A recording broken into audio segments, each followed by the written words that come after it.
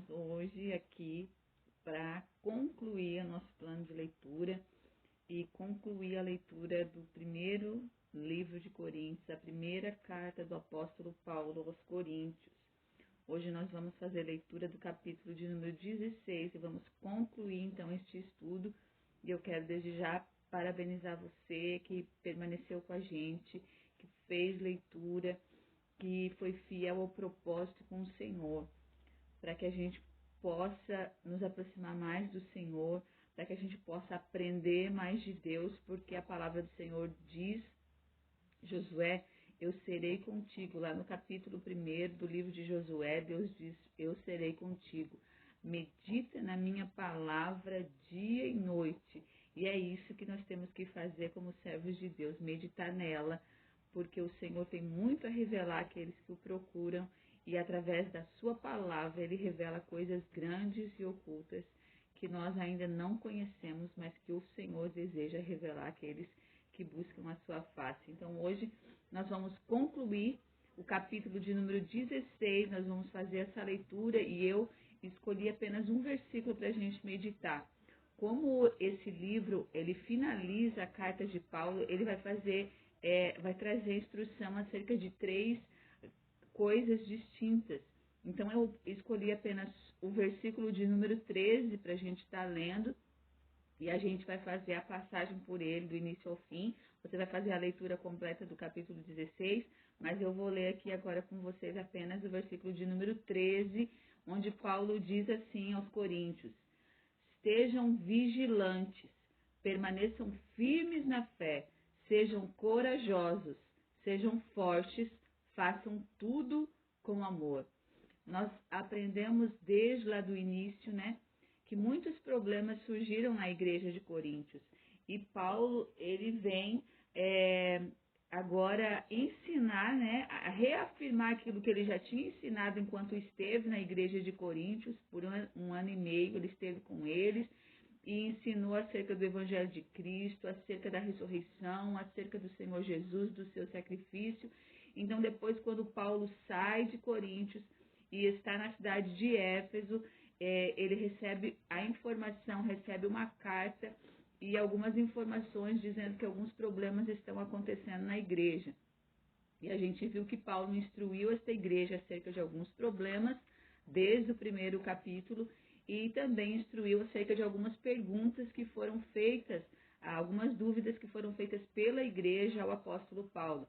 E neste capítulo, Paulo também finaliza respondendo a uma pergunta, né, feita pela igreja de Coríntios e ainda ensinando acerca de algumas considerações finais. Então, do versículo de número 1 ao versículo de número 4, a gente vai ver Paulo instruindo a igreja acerca da pergunta que foi feita. Ele inicia dizendo quanto à pergunta sobre dinheiro. Então, a igreja de Coríntios leva até Paulo alguma pergunta feita a respeito do dinheiro, da oferta, e Paulo vai instruir esta igreja acerca do que elas têm que fazer, porque uma oferta estava sendo coletada. A igreja naquela época era instruída a compartilhar, a ajudar, né, a auxiliar os irmãos que passavam necessidade. E algumas igrejas de Jerusalém estavam passando necessidades bem fortes, né? Estavam passando fome, algumas necessidades, alguns problemas estavam sendo vivenciados pela igreja de Jerusalém, e agora a igreja de Coríntios estava sendo instruída a coletar uma oferta para que essa oferta fosse levada até esses irmãos que não eram da cidade de Coríntios, mas estavam passando uma necessidade. Era algo que Paulo ensinava muito acerca do amor, né? Pelo próximo, auxiliar, ajudar, instruir. Então, Paulo vai dizer, vocês precisam coletar, ele vai dizer aqui no versículo de número 2, que no primeiro dia de cada semana separem uma parte da sua renda, e essa oferta, né, coletada seria levada para os irmãos. Então Paulo, ele vai falar sobre a necessidade de ensinar esta igreja a respeito de como eles devem se portar para que eles possam auxiliar irmãos e tenham comunhão com as necessidades e aprendam a sentir a dor do outro, aprendam a compartilhar daquilo que eles foram abençoando os irmãos de outras igrejas também, não só, né, os da igreja deles, mas a importância da gente se preocupar com aquele que padece, com aquele que passa por um momento de dificuldade. E Paulo, então, vai incentivar essa igreja a ter comunhão, independente da igreja que eles estão auxiliando, né? Esses irmãos que estavam passando dificuldade não eram da igreja de Coríntios, mas Paulo vai ensinar a respeito da comunhão e também vai ensinar a respeito da responsabilidade que ele tem com esta oferta, onde ele vai dizer que ele vai entregar cartas de recomendação para essas pessoas, para alguns irmãos levarem essa oferta arrecadada até a igreja que está necessitada. Então, a responsabilidade que tem aquele que trabalha com oferta, que trabalha com o serviço social da igreja, de concluir o projeto para qual essa oferta é destinada. Quando nós fizemos uma oferta, levantamos uma oferta para ajudar alguns irmãos necessitados, seja qual for, né, o que a gente aplique, né, essa oferta, que ela seja destinada exatamente àquilo, ao propósito que foi levantado. Então, Paulo vai ensinar acerca da nossa comunhão, né, vai incentivar esses irmãos a sim ofertarem, porque tem irmãos padecendo, e também vai falar a respeito da responsabilidade daqueles que vão levar, né, que vão entregar essa oferta àqueles que estão necessitando.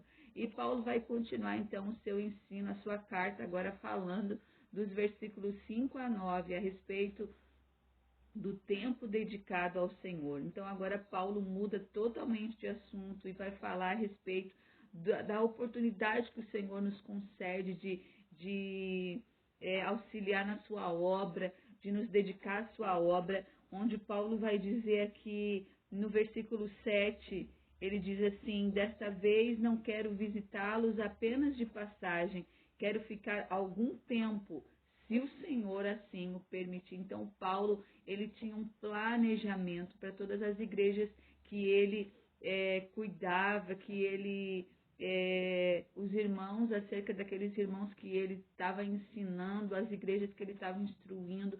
Paulo planejava a vida dele enquanto servo de Deus, ele permanecia na dependência do Senhor e tinha um cuidado acerca do tempo, né, que ele dedicava a esses irmãos. Então, aqui agora ele vai instruir esses irmãos a planejarem. No versículo 8 ele vai dizer: por enquanto eu permanecerei em Éfeso até a festa de Pentecostes. Então, até a festa de Pentecostes, ele tinha um planejamento, né? Ele sabia exatamente o que ele ia fazer, ele planejava para o Senhor. Claro que ele planejava, mas como ele disse, se o Senhor assim me permitir. Ele planejava o tempo com uma igreja, um tempo com outra, um tempo de ensinamento, segundo a necessidade de cada igreja, segundo o crescimento e de cada igreja, a necessidade dos irmãos, da instrução que ele devia dar. Ele fazia o seu planejamento, mas tudo ele ficava na dependência do Senhor. A importância da gente ficar debaixo da dependência, esperando a permissão de Deus e aproveitando as oportunidades que o Senhor abre à nossa frente para que o propósito dele se cumpra. Então, a gente, enquanto servos do Senhor, tem que aprender muito a ouvir a voz de Deus e a instrução do Senhor, a direção do Senhor para as nossas vidas, fazer um planejamento daquilo que a gente tem desejo no coração de realizar na obra do Senhor, mas nunca esquecer que a vontade do Senhor, ela sempre tem que ser maior sobre as nossas vidas, porque só a vontade do Senhor é boa, perfeita e agradável. Nos versículos 10 a 24, então, ele vai finalizar esta carta, ele vai finalizar esse capítulo, dando algumas instruções e falando a respeito do valor que os irmãos devem ter um para com os outros. Ele vai iniciar falando acerca de Timóteo. Timóteo é um filho de Paulo na fé, um obreiro que Paulo instruiu, ainda que ele era um homem jovem, só que Timóteo era um servo de Deus, mas um pouco tímido, e a gente vai ver que Paulo cuidava, instruía Timóteo a cuidar da sua saúde, porque Timóteo era um homem jovem, tímido, e ele também era doente, um pouco doente. Então, Paulo, ele tem esse cuidado com Timóteo e pede, então, para que a igreja, no versículo 10, que a igreja não intimide Timóteo, mas que receba ele com amor. Ele está realizando a obra do Senhor assim como eu. Então, Paulo tem o cuidado de instruir a igreja que receba Timóteo com amor. Paulo também vai falar acerca de Apolo, que a gente viu lá nos primeiros capítulos, que a igreja tinha um partidário, né, que era a favor de Apolo. Tinha alguns irmãos na igreja que eram mais fãs de Apolo, né? Quem vai dizer eu sou de Paulo, eu sou de Apolo? A gente viu lá que existia um partidarismo na igreja, né? Que defendia, que tinha lados, né? Escolhia os seus mentores, os seus pastores, os seus instruidores da palavra. Então, Paulo em nenhum momento demonstra ciúmes pela vida de Apolo, porque a igreja tinha uma parte da igreja que era a favor de Apolo, mas Paulo também pede para que os irmãos recebam esses irmãos, e Paulo vai continuar falando sobre Priscila e Áquila, que foram um casal que recebeu Paulo na sua casa, que abriu as portas da sua casa para que o evangelho fosse ministrado às vidas, abriu a porta da sua casa como igreja, para que Paulo usasse para falar de Cristo, né, e do evangelho do Senhor. Então ele vai falar sobre também Estéfanas. Então ele dá valor aqui àqueles que se dedicaram à obra do Senhor, nos ensinando a importância de darmos valor às pessoas, que é o patrimônio maior da igreja de Deus, né?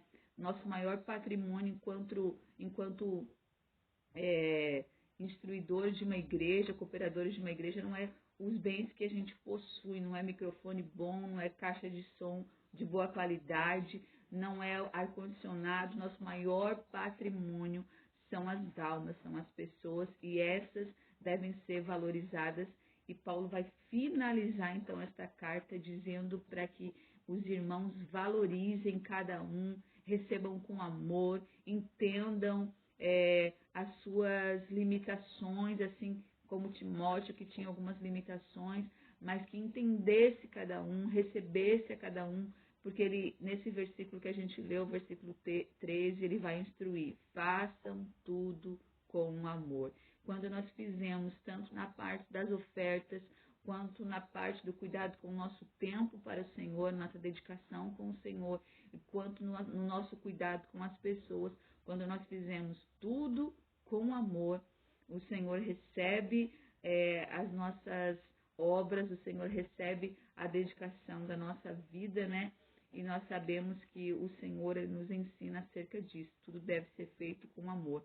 Quando é feito com amor, é feito para o Senhor. Então, nós finalizamos este capítulo, então, meditando acerca da oferta, da comunhão com os irmãos, meditando acerca do nosso tempo dedicado para o Senhor e meditando também acerca do valor que nós temos que dar àqueles que cooperam, àqueles que se dedicam, àqueles que de algum modo se doam para o Senhor, doam seu tempo, doam sua capacidade, doam sua sabedoria, que são verdadeiramente vasos para a honra do Senhor. Que o Senhor te abençoe e parabéns por ter chegado até aqui. A gente vai continuar fazendo leitura, a gente vai continuar, eu volto com você lendo mais um livro para que a gente venha fazer a leitura, eu volto com você. E, enquanto isso, você medita aí e que o Senhor fale contigo, que o Senhor te abençoe e que o Senhor te encha de graça, te encha de entendimento e que o Senhor recompense a tua dedicação, que o Senhor recompense todo o teu trabalho até aqui para a glória do nome dele, em nome de Jesus.